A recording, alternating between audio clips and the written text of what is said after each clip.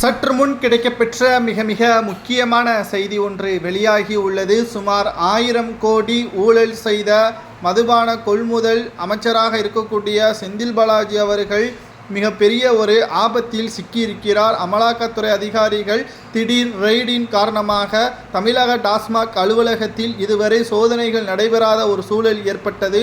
செந்தில் பாலாஜி அவர்களுக்கு மீண்டும் அமைச்சர் பதவி கொடுத்து அழகு பார்த்த ஸ்டாலின் அவர்களது தலையில் விழுந்த மிகப்பெரிய ஒரு இடியாகத்தான் இந்த சோதனையானது அமைந்திருக்கிறது. கிட்டத்தட்ட கடந்த ஒரு வாரத்திற்கு மேலாக அமலாக்கத்துறை அதிகாரிகள் சோதனைகளை நடத்திய நிலையில் திமுகவின் எம்பி ஜெகத் ரட்சகன் உள்ளிட்ட திமுகவின் மிக முக்கியமான நிர்வாகிகளும் தமிழக டாஸ்மாக் உயர் அதிகாரிகள் 14 நபர்களது பெயரையும் அமலாக்கத்துறை அதிகாரிகள் டிக் செய்து வைத்திருக்கிறார்கள். அதில் கிட்டத்தட்ட 7 நபர்கள் மிக முக்கியமான குற்றவாளிகள் என்றும் அதில் செந்தில் பாலாஜி பெயர் மற்றும் திமுகவின் எம்பி ஜெகத் ரட்சகன் பெயரும் இடம்பெற்றுள்ளது. ஜெகத் ரட்சகன் எப்படி இதில் தொடர்பு வந்தார் என்ற கேள்விற்கு பதில்தான் அவர் நடத்தக்கூடிய மதுபான ஆலைகள் மூலமாகத்தான் இவர்கள் தமிழக அரசிற்கு டாஸ்மாகிற்கு தேவையான மதுபானங்களை கொள்முதல் செய்திருக்கிறார்கள்.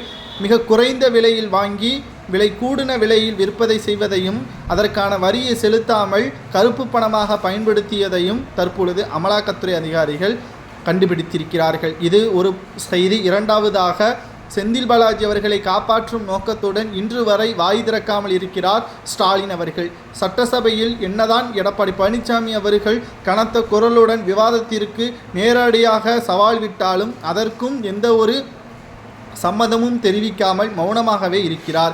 இது அடுத்த ஆண்டு நடைபெறக்கூடிய சட்டசபை தேர்தலுக்கு திமுகவின் ஆட்சியை கலைப்பதற்கான ஒரு முன் அறிவிப்பாகத்தான் நம்மால் பார்க்க முடிகிறது.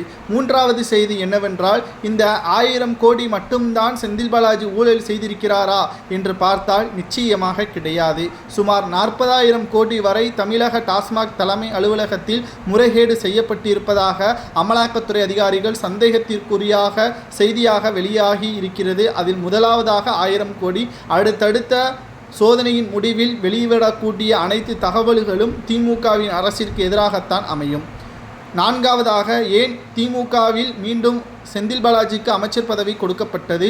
அதனால் தமிழகத்தில் மக்களுக்கு பாதுகாப்பு இல்லாத சூழலும் உங்களது பண மோதலும் பணத்திற்கான தேடுதலும் செந்தில் பாலாஜிக்கான ஒரு தூண்டிலாக செந்தில் பாலாஜியை பயன்படுத்தினீர்களா என்று நீதிமன்றம் கேள்விகளை முன்வைக்கும் என்று நம்மால் யூகிக்க முடிகிறது.